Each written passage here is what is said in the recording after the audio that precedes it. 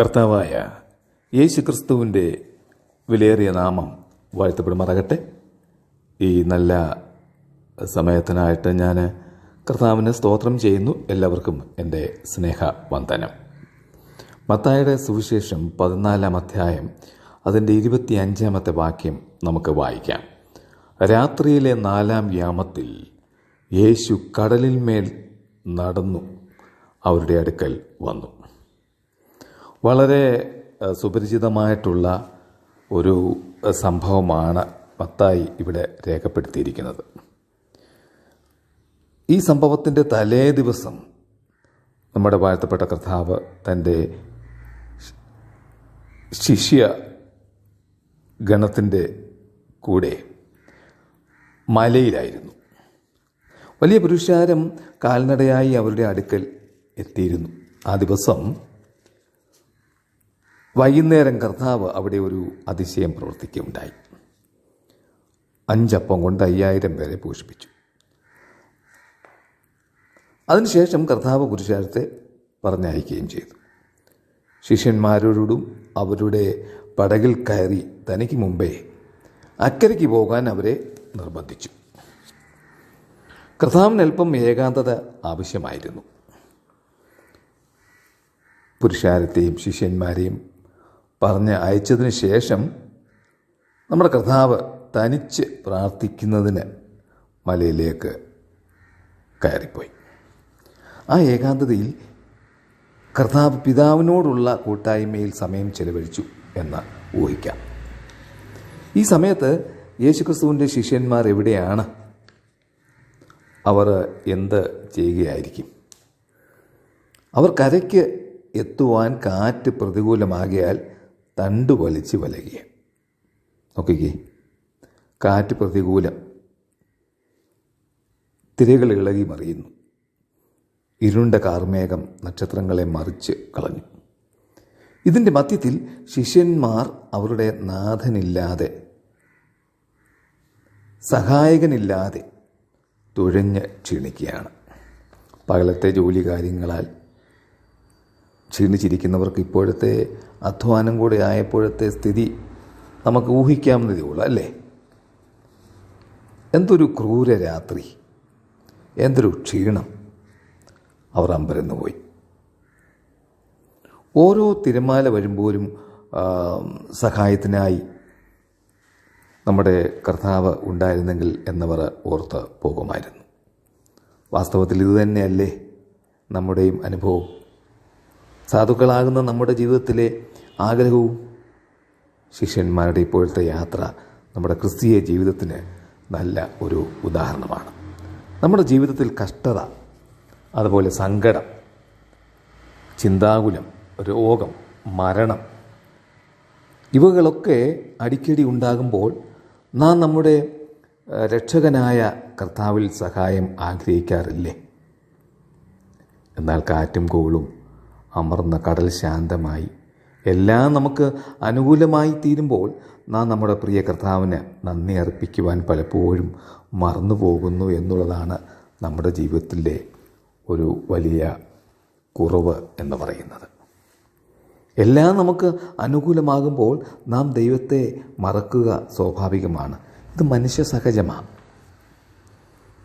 യേശുക്രിസ്തുവിൻ്റെ ശിഷ്യന്മാരുടെ അടുക്കിലേക്ക് നമ്മുടെ ശ്രദ്ധയെ ഒന്ന് തിരിക്കാം. അവരിപ്പോൾ അത്യാവശ്യത്തിലാണ്. അത്യാവശ്യം എന്നൊക്കെ പറഞ്ഞാൽ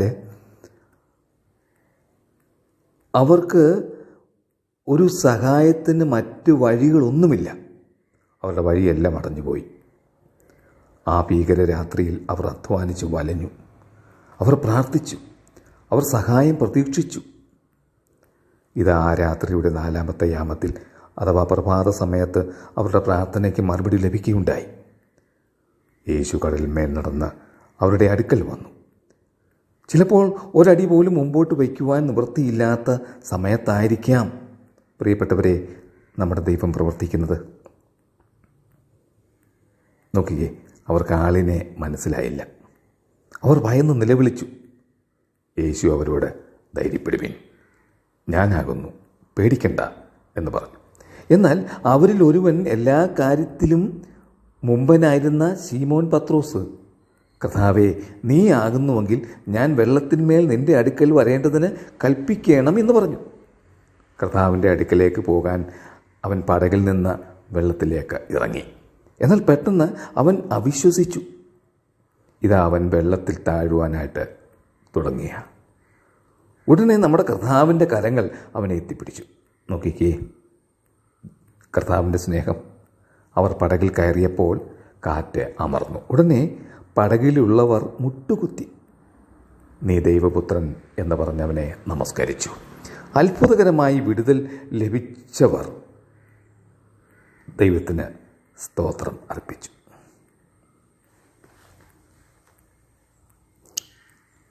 ആരാധിച്ചവരിലും മുമ്പൻ പത്രോസ് തന്നെ ആയിരുന്നിരിക്കണം അല്ലേ? അവൻ എങ്ങനെ ആരാധിക്കാതിരിക്കാൻ കഴിയും? മുങ്ങിച്ചാകാൻ തുടങ്ങിയ തന്നെ കർത്താവ് ഇപ്പോൾ അത്ഭുതകരമായി മരണത്തിൽ നിന്ന് വിടുവിച്ചിരിക്കുക. നന്ദി നിറഞ്ഞ ഹൃദയത്തോട് അർപ്പിക്കുന്ന സ്തുതി സ്തോത്രമാണ് ആരാധന. പ്രിയപ്പെട്ടവരെ, ഒരു കാലത്ത് മുങ്ങിച്ചാകുവാൻ യാതൊരു ഗത്യന്തരവുമില്ലാതെ നാം പാപത്തിൻ്റെ ചെളിക്കുണ്ടിൽ ആയിരുന്നപ്പോൾ മരണത്തിന് വിധിക്കപ്പെട്ട നമ്മെ കൈക്ക് പിടിച്ചു അത്ഭുതകരമായി മരണത്തിൽ നിന്ന് വിടുവിച്ചു. സ്തോത്രമർപ്പിക്കാം. ഈ സംഭവത്തിൽ നിന്ന് നമുക്ക് 4 കാര്യങ്ങൾ പഠിക്കേണ്ടതായിട്ടുണ്ട്. ഇവിടെ നമ്മുടെ കർത്താവിൻ്റെ ദിവ്യ സ്വഭാവം അവൻ വെളിപ്പെടുത്തുകയാണ്. ഒന്നാമത്, നാം പലപ്പോഴും അവിശ്വസിക്കാറുണ്ട്. നമുക്ക് പലപ്പോഴും സംശയം ഉണ്ടാകാറുണ്ട് അല്ലേ? ഇന്നെവിടെയും ആർക്കും അവിശ്വാസമാണല്ലോ, സംശയങ്ങളുമാണ്. ഈ സംശയങ്ങളൊക്കെ സാത്താൻ മനുഷ്യൻ്റെ മനസ്സിൽ വിതയ്ക്കുന്ന ഒന്നാണ്. കുടുംബത്തിൽ സംശയം, ഭാര്യയ്ക്ക് ഭർത്താവിന് സംശയം, ഭർത്താവിന് ഭാര്യയെ സംശയം, അവിശ്വാസം. എല്ലാ മണ്ഡലങ്ങളിലും ഇതുണ്ട്. സാത്താൻ്റെ ആയുധങ്ങളിൽ ഒന്നാണ് സംശയം എന്ന് പറയുന്നത്. സംശയങ്ങൾ കൂട്ടിക്കുഴിച്ച് ലോകത്തെ അഭിമുഖീകരിക്കാൻ വയ്യാത്ത നിസ്സഹായ അവസ്ഥയിലാക്കുന്നു. അതുകൊണ്ട് അങ്ങനെയുള്ള സാഹചര്യങ്ങൾ ഉണ്ടാകുമ്പോൾ അതിശയങ്ങൾ പ്രവർത്തിപ്പാൻ കഴിവുള്ള ക്രിസ്തുവിൽ വിശ്വസിക്കുക. അവനിൽ പരിപൂർണ ആശ്രയം വയ്ക്കുക. വിശുദ്ധ ബൈബിൾ, അതായത് ബൈബിളിൽ അത്ഭുതത്തിൻ്റെ ഒരുപാട് കാര്യങ്ങൾ പറയുന്നുണ്ട്. അങ്ങനെയെങ്കിൽ വിശുദ്ധ ബൈബിൾ അത്ഭുതത്തിൻ്റെ പുസ്തകമാണ്. അതിൻ്റെ ഓരോ പേജിലും ദൈവത്തിൻ്റെ അത്ഭുത പ്രവർത്തനങ്ങൾ കാണുവാൻ കഴിയും. ബൈബിളിൽ നിന്ന് അത്ഭുതങ്ങൾ എടുത്തു മാറ്റിയാൽ വിലയില്ലാത്ത കെട്ടുകഥകളുടെ പുസ്തകമായിരിക്കുമെന്ന് ആരോ പറഞ്ഞു കേട്ടിട്ടുണ്ട്. ഉൽപ്പത്തി 1-ാം അധ്യായത്തിലെ സൃഷ്ടിപ്പിൻ്റെ വിവരണമില്ലാത്ത ബൈബിൾ ഏതുമില്ലാത്തതാ. ദൈവം നിത്യതയിൽ നിന്ന് തൻ്റെ ശക്തിയാൽ, തൻ്റെ വാക്കിനാൽ ഉണ്ടാകട്ടെ എന്ന് പറഞ്ഞു. ഒന്നുമില്ലായ്മയിൽ വെച്ച് ഉണ്ടാകട്ടെ എന്ന് പറഞ്ഞപ്പോൾ ഉണ്ടായി. പുറപ്പാട് പുസ്തകം 14-ാം അധ്യായത്തിൽ ചെങ്കടൽ പിളർന്നില്ലായിരുന്നുവെങ്കിൽ എന്ത് സംഭവിക്കുമായിരിക്കുമെന്ന് ഒന്ന് വിചാരിച്ചേ. യോശുവയുടെ പുസ്തകം 10-ാം അധ്യായത്തിൽ സൂര്യൻ നിശ്ചലമായി നിന്നില്ലായിരുന്നുവെങ്കിൽ എന്ത് സംഭവിക്കുമായിരിക്കുമെന്ന് നമുക്ക് ഊഹിക്കാവുന്നതേ ഉള്ളൂ. യേശുക്രിസ്തു കൂടെ തന്നെ നടത്തി. ചെകിടനെ കേൾക്കുമാറാക്കി. പക്ഷപാതക്കാരനെ എഴുന്നേൽപ്പിച്ച് നടത്തി. 5 അപ്പവും 2 മീനും കൊണ്ട് 1000 പോഷിപ്പിച്ചതും അതിശയം തന്നെ. പച്ചവെള്ളത്തെ വീഞ്ഞാക്കി രൂപാന്തരപ്പെടുത്തിയതും അതിശയം തന്നെയല്ലേ? വരണ്ട കൈ ഉണ്ടായിരുന്ന മനുഷ്യൻ്റെ കൈ നേരെയാക്കിയതും അത് വലിയ അതിശയമാണ്. യോഹന്നാൻ സ്നാപകൻ തൻ്റെ ശിഷ്യന്മാരെ യേശുവിൻ്റെ അടുക്കൽ പറഞ്ഞയച്ചിട്ട്, വരുവാനുള്ളവൻ നീയോ, ഞങ്ങൾ മറ്റൊരുത്തനെ കാത്തിരിക്കണമോ എന്ന് ചോദിച്ചപ്പോൾ യേശു എന്താണ് അവരോട് പറഞ്ഞത്? യേശു അവരോട്, കുരുടർ കാണുന്നു, മുടന്തർ നടക്കുന്നു, കുഷ്ഠരോഗികൾ ശുദ്ധരായിത്തീരുന്നു, ചെകിടർ കേൾക്കുന്നു, മരിച്ചവർ ഉയിർക്കുന്നു, ദരിദ്രന്മാരുടെ സുവിശേഷം അറിയിക്കുന്നു എന്നിങ്ങനെ നിങ്ങൾ കേൾക്കുകയും കാണുകയും ചെയ്യുന്നത് യോഹന്നാനെ ചെന്നറിയിപ്പീൻ. യേശുക്രിസ്തു വെള്ളത്തിന്മേൽ നടന്ന് തൻ്റെ ശിഷ്യന്മാരുടെ അടുക്കൽ വന്നപ്പോൾ കാറ്റും കോളും ശാന്തമായപ്പോൾ ശിഷ്യന്മാർ പറയുകയാണ്, നീ ദൈവപുത്രൻ. സത്യം ഇതന്നെ ആയിരിക്കട്ടെ നമ്മുടെ പ്രതികരണവും. നീ ദൈവപുത്രൻ, നീ എൻ്റെ ദൈവം, നീ എൻ്റെ വീണ്ടെടുപ്പുകാരൻ, നീ എൻ്റെ രക്ഷിതാവ് എന്ന് പറയുവാൻ നമ്മുടെ ഹൃദയങ്ങളെ നാം ബലപ്പെടുത്തേണ്ടതായിട്ടുണ്ട്. രണ്ടാമത് നോക്കിയേ, പലപ്പോഴും നാം പ്രാർത്ഥിക്കാറുണ്ട്, പലപ്പോഴും നമ്മുടെ പ്രാർത്ഥനയ്ക്ക് മറുപടി താമസിച്ചേക്കാം, അല്ലേ? യേശു വെള്ളത്തിന്മേൽ നടന്ന് തൻ്റെ ശിഷ്യന്മാരുടെ അടുക്കലെത്തി അവരെ ധൈര്യപ്പെടുത്തുന്നതിന് മുമ്പ് ശിഷ്യന്മാർ വിചാരിച്ചു കാണും, എങ്ങനെയെങ്കിലും നേരം വെളുത്ത് കിട്ടിയിരുന്നെങ്കിലെന്ന്. ആ രാത്രി അവരെ സംബന്ധിച്ച് നീണ്ട രാത്രിയായിരുന്നു. എന്തു ചെയ്യാം, സമയം പോകുന്നില്ല. എന്നാൽ പ്രഭാതമായപ്പോൾ 4-ാം യാമത്തിലത്രേ കർത്താവ് അവരുടെ അടുക്കൽ വന്നത്. നേരത്തെ വരാമായിരുന്നു, പക്ഷെ വന്നില്ല. പൗലോസിനെയും ശീലാസിനെയും അധിപതികൾ അടുപ്പിച്ച് കാരാഗൃഹത്തിലാക്കി. കർത്താവ് ഞങ്ങളെ മറന്നോ എന്ന് ആ രാത്രിയിൽ അവർ വിചാരിച്ചു കാണുമോ? അറിയയില്ല. അവർ അടികൊണ്ട്, അതായത് ആ രാത്രിയിൽ കാരാഗൃഹത്തിൽ കിടക്കേണ്ടത് അതേ ആവശ്യമായിരുന്നു. എന്തുകൊണ്ടെന്നാൽ അവർ മുഖാന്തരം ആ രാത്രിയിൽ കാരാഗൃഹ പ്രമാണിയും കുടുംബവും രക്ഷിക്കപ്പെടണമായിരുന്നു. നേരം പുലർന്നപ്പോൾ അധിപതികൾ കോൽക്കാരെ അയച്ചു, ആ മനുഷ്യനെ വിട്ടയക്കണം എന്ന് പറയിച്ചു. അപ്പോൾ അന്ന് രാത്രി അവർ കാരാഗൃഹത്തിൽ കിടക്കേണ്ടത് ഒരു ആവശ്യം തന്നെയായിരുന്നു, അല്ലേ? കർത്താവ് ഉത്തരം അരുളാൻ താമസിക്കുന്നതുകൊണ്ട്, നമ്മെ സമീപിക്കാൻ താമസിക്കുന്നതുകൊണ്ട് നാം പലപ്പോഴും അവൻ നമ്മെ മറന്നോ എന്ന് സംശയിക്കാറുണ്ട്. തണ്ടു വലിച്ച് വലഞ്ഞ ശിഷ്യന്മാരെയോ കാരാഗൃഹത്തിൽ കിടന്ന പൗലോസിനെയും ശീലാസിനെയുമോ നമ്മുടെ കർത്താവ് മറന്നില്ല. അവനവർക്ക് മറുപടി പറയുവാൻ അല്പം താമസിച്ചു എന്ന് മാത്രം. അവൻ താമസിച്ചേക്കാം, എന്നാൽ മറക്കുകയില്ല. നമ്മുടെ കർത്താവിൻ്റെ വാക്കുകൾ എത്ര ധൈര്യപ്പെടുത്തുന്നവയാണ്. നോക്കിക്കേ, യാചിപ്പീൻ എന്നാൽ നിങ്ങൾക്ക് കിട്ടും, അന്വേഷിപ്പീൻ എന്നാൽ നിങ്ങൾ കണ്ടെത്തും, മുട്ടുവിൻ എന്നാൽ നിങ്ങൾക്ക് തുറക്കും. നാം മുട്ടാത്തത് കൊണ്ട് നമുക്ക് തുറക്കുന്നില്ലെന്ന് മാത്രം. വിശ്രമിക്കുന്നതിലും ആശ്രയിക്കുന്നതിലും നിങ്ങളുടെ ബലം എന്ന് യെശയ്യാ പ്രവാചകന്റെ പുസ്തകത്തിൽ വായിക്കുന്നുണ്ട്. ആശ്രയിക്കുന്നതിലും പ്രതീക്ഷയോടെ കാത്തിരിക്കുന്നതിലും, ആശ്രയിക്കുവാനും പ്രതീക്ഷയോടെ കാത്തിരിക്കുവാനും നാം അറിഞ്ഞിരിക്കണം. അതിന് പരിശീലനം ആവശ്യമാണ്. വിജയത്തിന് ക്ഷമയോടെയുള്ള കാത്തിരിപ്പ് ആവശ്യമാണെന്ന് പഠിപ്പിക്കുന്നതിനും കൂടിയാണ് കർത്താവ് മറുപടി പറയാൻ താമസിക്കുന്നത്.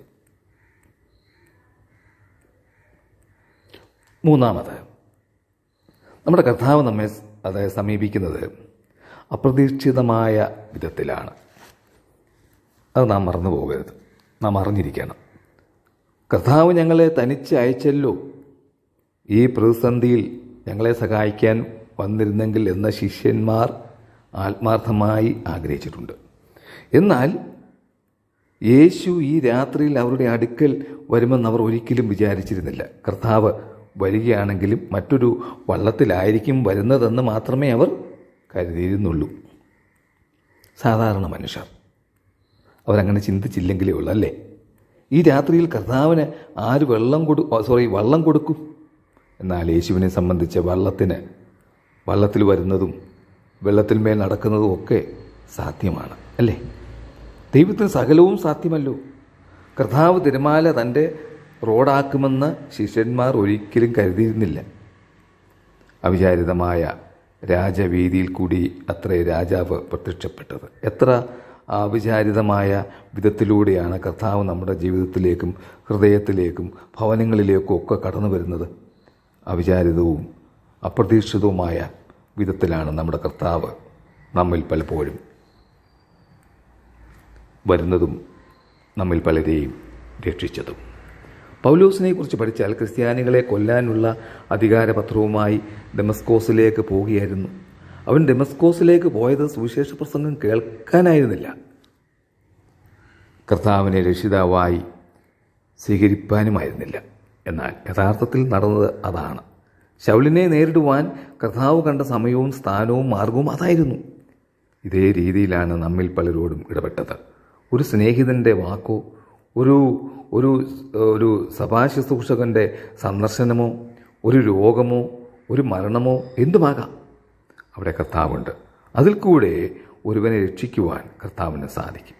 നമ്മെ രക്ഷിക്കുവാൻ അവിചാരിതവും അപ്രതീക്ഷിതവുമായ വിധത്തിൽ കർത്താവ് ഇടപെടുന്നു.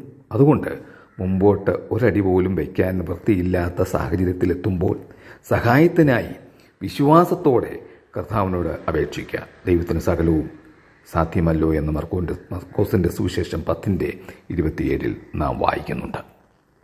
4-ാമത്തെ കാര്യം നോക്കിക്കേ. നാം ഓളം മാത്രം കണ്ടാൽ മുങ്ങിപ്പോകും, ഇല്ലേ? അതിന് സംശയമൊന്നും വേണ്ടായല്ലോ.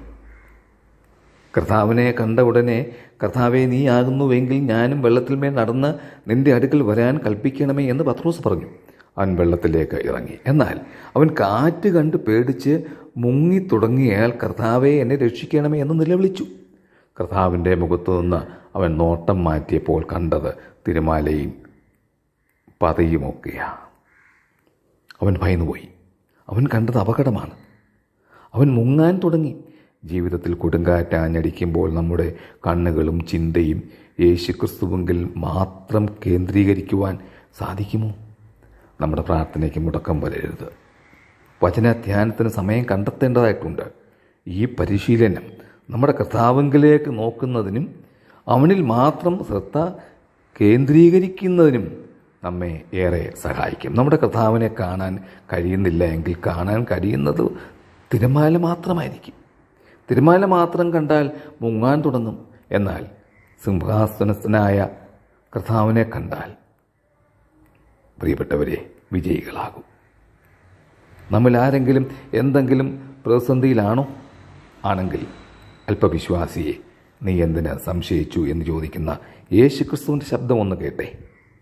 അവൻ നിൻ്റെ സഹായത്തിന് 4-ാമത്തെ യാമത്തിലും എത്തുന്ന ദൈവമാണ്. ഒന്ന് വിശ്വസിച്ചാട്ടെ. ഈ കർത്താവിലൊന്ന് ആശ്രയിച്ചാട്ടെ. സന്നിധിയിൽ ഒന്ന് മൗനത്തോടെ ഇരുന്നാട്ടെ. ഹൃദയങ്ങളെ ദൈവസന്നിധിയിലേക്കൊന്ന് സമർപ്പിച്ചാട്ടെ. എത്രയോ ഉന്നതമായ കാര്യങ്ങളിലേക്ക് അവൻ നമ്മെ പ്രവേശിപ്പിച്ചിരിക്കുന്നു. ഇനിയും പ്രവേശിപ്പിക്കും. ആമേൻ.